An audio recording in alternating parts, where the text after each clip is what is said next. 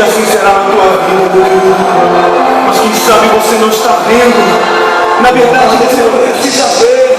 O que você precisa é crer o que Ele fará. Aleluia! Passa pelo teste do tempo. Ele está construindo o coração. Ele está forjando o teu caráter. Da bênção do Senhor.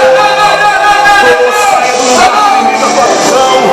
Olhe para o céu, levanta as suas mãos e cante.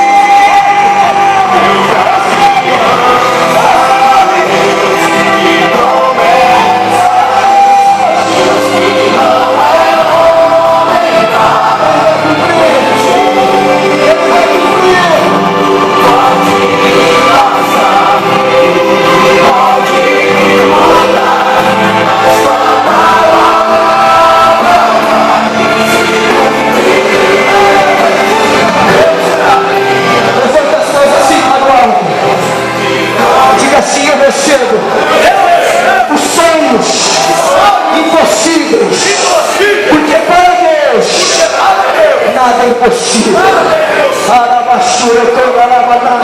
Porque para Deus nada é impossível. Nada é impossível diante dos olhos de Deus.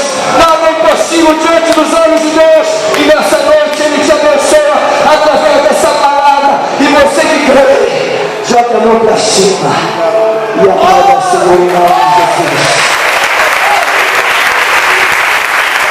Aleluia.